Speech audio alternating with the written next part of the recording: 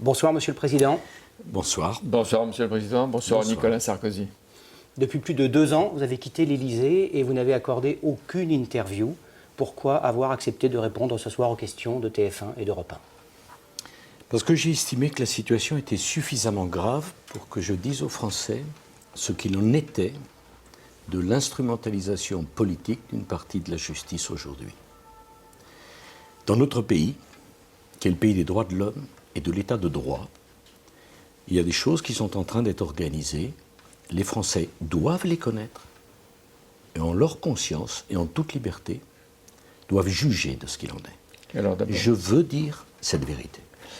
Et puis il y a une deuxième raison, c'est que tout est fait pour donner de moi une image qui n'est pas conforme à la vérité. Je veux dire à ceux qui nous écoutent ou à ceux qui nous regardent que je n'ai jamais trahi leur confiance. Que jamais je n'ai commis un acte contraire aux principes républicains ou à l'état de droit. Il était venu le temps pour moi de m'expliquer, de prendre la parole, et la nuit dernière qui me fut réservée m'a convaincu de la nécessité de le faire ici et maintenant. Et comment vous réagissez au principe à la longueur de la garde à vue? Elle a été exceptionnelle, 15-16 heures avec les policiers, vous étiez sans avocat. Quelle est votre réaction? C'est très simple. Je suis profondément choqué de ce qui s'est passé. Et je ne demande aucun privilège. Et si j'ai commis des fautes, j'en assumerai toutes les conséquences. Je ne suis pas un homme qui fuit ses responsabilités. Mais enfin, j'en appelle à la conscience de chacun de nos compatriotes. Est-il normal que je sois écouté dans mes conversations les plus intimes depuis le mois de septembre de l'année dernière? Dans le cadre d'une procédure judiciaire. Que je sois écouté, que les conversations qui sont les miennes avec mon avocat soient écoutées et diffusées en violation de tout secret de l'instruction par des journalistes, des médias. Est-il normal que je sois placé en garde à vue pendant 15 heures, sous la surveillance d'ailleurs de policiers qui ont fait remarquablement leur travail, à qui, bien sûr, je n'ai rien à reprocher? Mais ne pouvait-on pas me convoquer pour que je réponde aux questions des juges? Devais-je absolument avoir rendez-vous avec les 2 dames qui m'ont donné rendez-vous à 2 heures du matin cette nuit, après 14 heures d'interrogatoire par les policiers? Donc il faut bien expliquer aux Français qu'il y a eu d'abord les 16 heures avec les policiers, et à partir d'1 heure, 2 heures du matin, pendant 2 heures, une interrogation par 2 juges. Il y a eu une volonté de m'humilier en me convoquant sur le statut de la garde à vue, qui n'est pas un statut normal. M. Cahuzac, le ministre du Budget de M. Hollande, qui était en charge de la lutte contre la fraude fiscale, et à qui on a découvert un compte en Suisse, n'a pas fait 1 seconde de garde à vue. Je ne le lui souhaite pas. Mais je considère qu'il est anormal que moi, qui ai un casier judiciaire vierge, depuis le temps qu'on cherche des comptes dans tous les pays, que j'aurais détenu et qu'on n'en a jamais trouvé, et pour cause, est-il normal d'être traité comme ça? Mais des centaines de milliers... Devais-je absolument être emmené sous la conduite de 5 policiers dans un véhicule de police pour rencontrer ces 2 magistrats à 2 heures du matin? Ne pouvaient-elles pas me convoquer? Et est-ce que vous pensez que les chefs d'accusation contre vous étaient déjà anticipés, qu'elles avaient décidé avant de vous voir? Écoutez, ces chefs d'accusation sont grotesques. On va les voir. Et je vais vous en donner la preuve. Lorsque je suis arrivé après 14 heures d'interrogatoire par les policiers, je ne connaissais pas le dossier. J'ai accepté de répondre à toutes les questions scrupuleusement. Ça a donné 45 pages de procès verbal qui étaient à la disposition des juges. Je me suis assis dans le fauteuil en face de ces 2 dames, juges d'instruction. Elles m'ont signifié, sans même me poser une question, 3 motifs de mise en examen avant même d'avoir répondu à quoi que ce soit. Est-il normal, par ailleurs, qu'on choisisse, pour instruire une affaire où mon nom est cité, j'y reviendrai, un magistrat qui appartient au syndicat de la magistrature? Comme un tiers des magistrats, comme un tiers des magistrats qui appartiennent au syndicat de la magistrature. Mais un autre tiers appartient à un syndicat orienté à droite. Ça ne la disqualifie pas a priori. Je ne pense pas que 68 millions de justiciables français aient reçu la lettre que j'ai reçue le 2 mai 2012 à la veille de l'élection présidentielle du même syndicat de la magistrature. Je vous en lis un bref extrait. Le syndicat de la magistrature, sur la voix de son président, m'écrit « Qui plus que vous, monsieur Sarkozy, aura davantage violé la séparation des pouvoirs, dégradé la loi, travesti la réalité judiciaire, dénigré le travail des professionnels de la justice. En réalité, poursuit le syndicat de la magistrature, tout au long de votre double quinquennat, vous n'avez cessé d'affaiblir l'autorité judiciaire et d'attiser la haine de la justice. Du moins, êtes-vous parvenu à diffuser la vôtre. Et conclusion, nous avons décidé, dit le syndicat de la magistrature, en conscience, d'appeler à voter c'est vous-même qui les aviez contre vous. C'est vous-même qui les aviez traités de petits pois. Vous les aviez traités de petits pois en disant qu'ils sont quantité négligeable. Là, on assiste à la revanche des petits pois. La revanche, lorsqu'on est magistrat et que l'on doit instruire à charge et à décharge, c'est la violation d'un principe du droit fondamental. Alors, est-ce que vous demandez... Tout justiciable a le droit à un juge impartial. Je demande à ceux qui nous écoutent ou nous regardent, qui aimerait avoir pour trancher un différend entre lui et la justice, en face de lui un magistrat dont l'obsession politique est de détruire la personne contre qui il doit instruire à charge ce soir, est-ce que vous demandez, est-ce que vous réclamez de nouvelles juges moins militantes selon vous? Le dessaisissement de cette femme juge ou de sa consoeur, Madame Simon. Pardon de le dire, mais il est tout à fait invraisemblable qu'il se soit trouvé des magistrats pour nommer, pour s'occuper d'une affaire où mon nom est cité, un magistrat appartenant au syndicat de la magistrature quand on connaît son engagement. Mais ceux qui vous ont mis sur écoute, ce ne sont pas ces deux femmes juges, ce sont d'autres juges qui n'appartiennent pas au syndicat de la magistrature. S'agissant de ma mise sur écoute, les Français doivent la comprendre. J'ai été mis sur écoute en septembre 2013 pour des faits supposés d'argent versé par M. Kadhafi, absurde, en 2007. Qu'espérait-on recevoir de ces écoutes? Que M. Kadhafi, d'où il est, me téléphona? Vous n'avez pas répondu. Est-ce que vous demandez de nouveaux juges ou de nouvelles juges? Je vais bien sûr répondre à ces questions. Est-il normal alors qu'il n'y a aucun indice grave et concordant contre moi? Vous pensez bien, M. Boulot, que si on avait trouvé un compte ou un virement de M. Kadhafi, vous en auriez été informé avant moi. Est-il normal qu'on poursuive les écoutes sur l'ancien chef de l'État, qui pourra avoir demain des responsabilités d'opposition? Je vous pose une question à mon tour avant de répondre à la vôtre. Imaginez qu'à l'époque où je fus président de la République, M. François Hollande ait fait l'objet des mêmes écoutes. Vous imaginez le scandale? Mais il n'y avait pas Est-ce que c'est parce que c'est pour moi? Est-ce que c'est parce que c'est moi que tout doit être permis, autorisé? Le bâtonnier de l'Ordre des avocats de Paris et les avocats sont révulsés à l'idée que l'on puisse écouter les conversations entre mon avocat et moi, Monsieur le Président, un peu comme si on écoutait les conversations entre chaque Français et son médecin par la sécurité sociale. À plusieurs reprises, vous avez dit on a nommé, on a décidé, on a choisi tel ou tel juge. Est-ce que le président Hollande et son gouvernement sont dans ces affaires judiciaires qui vous concernent, soit des spectateurs ou, d'après vous, des acteurs? Il y a une instrumentalisation de la justice, les choses sont claires. Madame Taubira, garde des Sceaux, sur le plateau de M. Boulon, a été convaincue de mensonges lorsqu'elle a dit « Je n'ai jamais eu connaissance des écoutes, des conversations de M. Sarkozy. Vous avez prouvé qu'elle avait menti.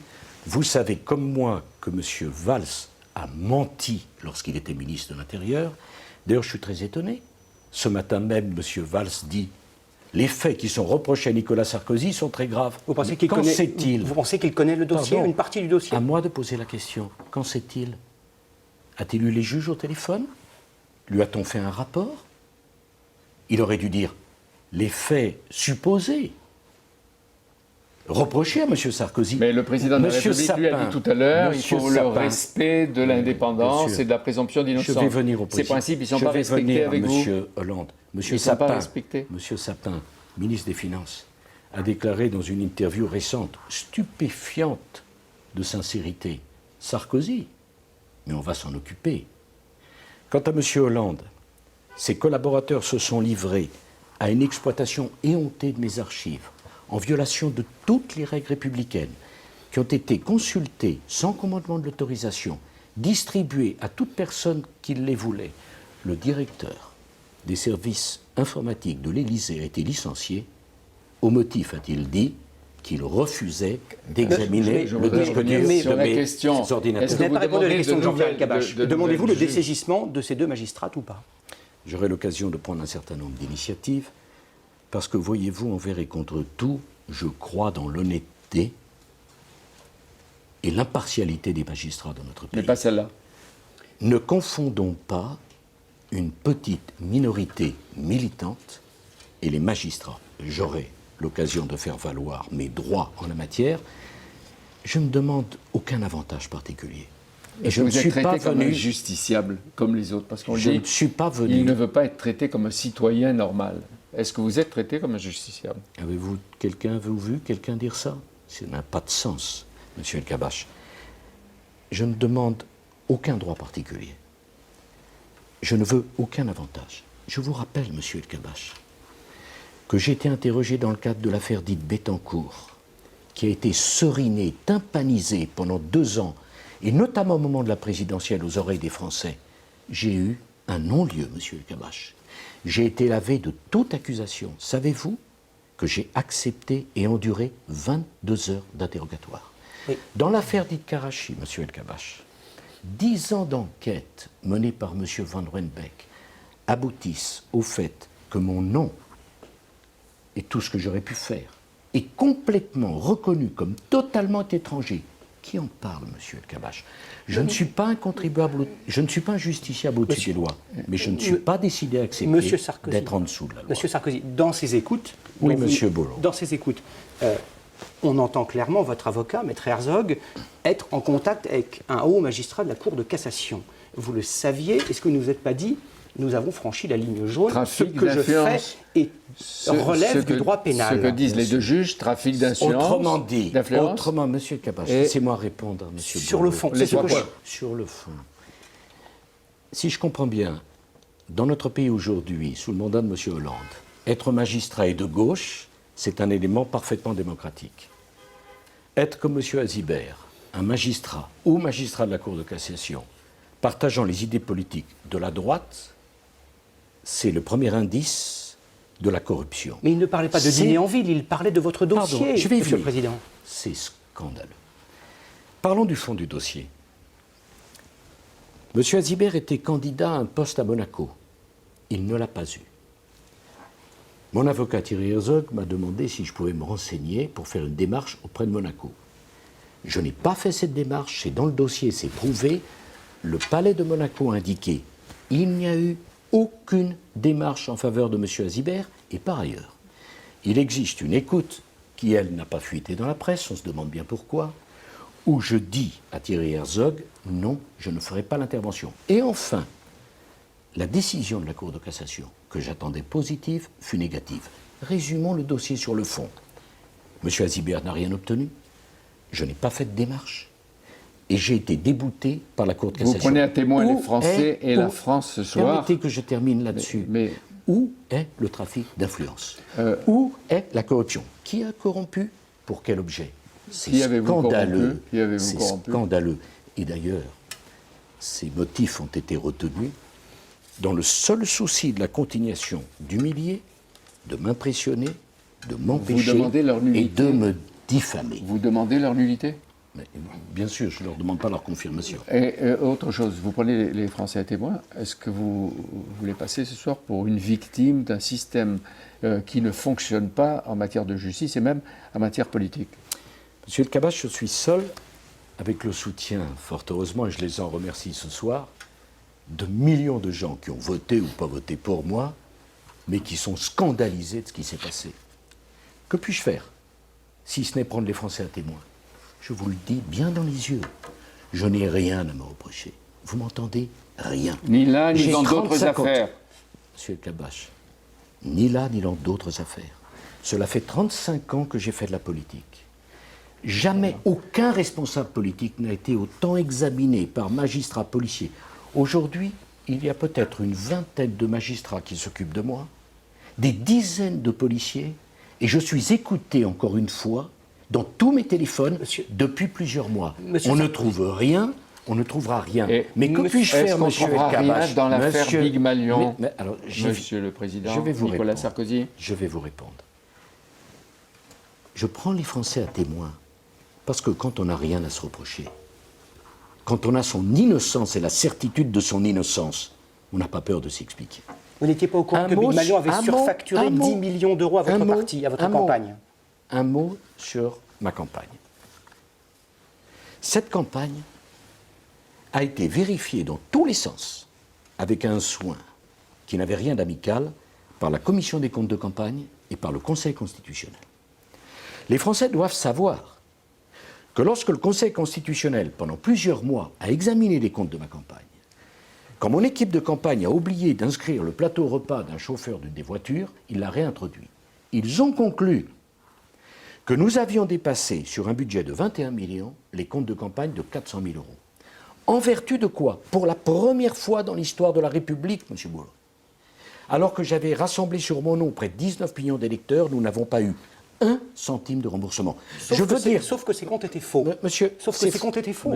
Monsieur Lavrieux a dit j'ai fait des fausses Boulot, factures. Est-ce que de l'argent a été Voulez-vous- détourné? Est-ce que de voulez-vous- l'argent a été détourné Voulez-vous à que je votre réponde insu? Voulez-vous À que votre je... insu. De ma campagne, certainement pas. Voulez-vous que je réponde Certainement. ou ne voulez-vous pas? On est là pour ça. Ce n'est pas la peine d'avoir de l'agressivité. J'ai eu Non, en termes pas d'agressivité ce qu'il fallait Pas du tout. hier avec ces deux On ne dames. confond pas avec ce qui s'est passé hier Vous soir. avez parfaitement raison. Alors expliquons-nous. Les comptes étaient Le sincères. Conseil constitutionnel a examiné ma campagne. A dit sur 21 millions de budget, il a dépassé de 400 000 euros. En conséquence de quoi? 0 centime de remboursement. Madame Le Pen fut remboursée, Monsieur Hollande fut remboursé, Monsieur Cheminade fut remboursé. Le seul candidat avec 19 millions d'électeurs qui ne fut remboursé de rien, ma campagne n'a pas coûté 1 centime aux contribuables. Mais je voudrais en appeler à votre réflexion. Croyez-vous que les rapporteurs du Conseil constitutionnel ont laissé passer 17 millions de dépenses sur une campagne de 21 millions sans s'en rendre compte? Donc vous êtes- Je veux poser une question. Nicolas Sarkozy. Je veux poser une question. Ma campagne sera-t-elle à nouveau réexaminée? Elle ne l'a pas déjà été assez? Dans le même temps, j'ai eu le même nombre de meetings que M. Hollande. J'ai déclaré que ces meetings coûtaient 13 600 000, un peu moins de 14 millions. Mais on Pour le découvre- même nombre de meetings, M. Hollande déclare 9 millions 6. À lui, on ne pose aucune question. À moi. Si la société Pygmalion a fait des systèmes de fausses factures avec l'UMP, Si la ou justice sûrement, se dira... si ou sûrement, à partir du moment où vous voyez les chiffres, Vous avez des sur doutes facture et double Avez-vous facture. des problèmes avec la présomption d'innocence, monsieur Pas du tout, El-Kabash? pas du tout. Par contre, Pas du la tout. justice... Mais si c'était le cas, est-ce que vous porteriez plainte vous-même? Si la justice avérait que la société Pygmalion a prélevé de l'argent à l'UMP alors qu'il n'y avait aucune raison, les dirigeants de l'UMP seraient alors en droit de déposer plainte. Il ne s'agit pas de ma campagne. En ce qui concerne ma campagne, je le dis à tous ceux qui m'ont soutenu, il n'y a jamais eu le moindre système de double facturation, que les 17 millions qu'on prétend dépendre de ma campagne qui ont été cachés, c'est une folie.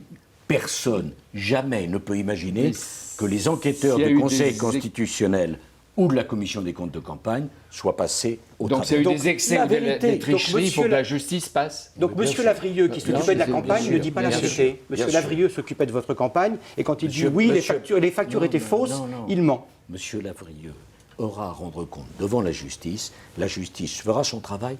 Je ne vais pas, Monsieur Boulot. J'ai des convictions s'agissant de l'état de droit. Je suis moi-même avocat. Je ne ferai pas aux autres, voyez-vous, ce qu'on m'a fait. Parce que je considère que lorsqu'on on emploie des méthodes indignes, c'est plus humiliant pour celui qui est l'auteur de ces méthodes que pour celui qui en subit les Nicolas conséquences. Sarkozy. Nous allons devoir conclure, On va Jean-Pierre. conclure. Qu'est-ce qui pourrait vous faire renoncer? Vous aviez tout un schéma, peut-être un plan, un programme. Est-ce que vous avez envie encore de vous battre ou vous vous dites qu'il faut baisser les bras face à toutes ces attaques? Et serez-vous candidat à la présidence du BMP en septembre prochain? J'ai longuement réfléchi à ces questions. La question de savoir si on renonce ne se pose pas pour moi. Pourquoi elle ne se pose pas? Parce que vis-à-vis de son pays, on a des devoirs, on n'a pas des droits. Je regarde avec consternation la situation de la France, l'état de la France, L'état de et je parti connais aussi. l'inquiétude des Français et leur souffrance. J'aurai à décider, après un temps de réflexion, à la fin du mois d'août, au début du mois de septembre, de ce que je devrais faire. Vous pensez que la France et les Français ont besoin de vous? Le fait même que vous me posiez la question, M. El Kabbach, comme je ne peux pas imaginer que cela dissimule une espérance, montre que la question se pose. Mais vous êtes prêt à relever le défi, c'est ce qu'on comprend ce soir. N'anticipez pas la décision que je serai amené à prendre. J'aime passionnément mon pays et je ne suis pas un homme qui se décourage devant les vilainies et les manipulations politiques. Nicolas Sarkozy, Monsieur le Président de la République, merci de nous avoir reçus et d'avoir répondu aussi directement aux questions de TF1 et d'Europe 1. Merci beaucoup à vous. de m'avoir Et au mois de posé ces septembre questions. peut-être.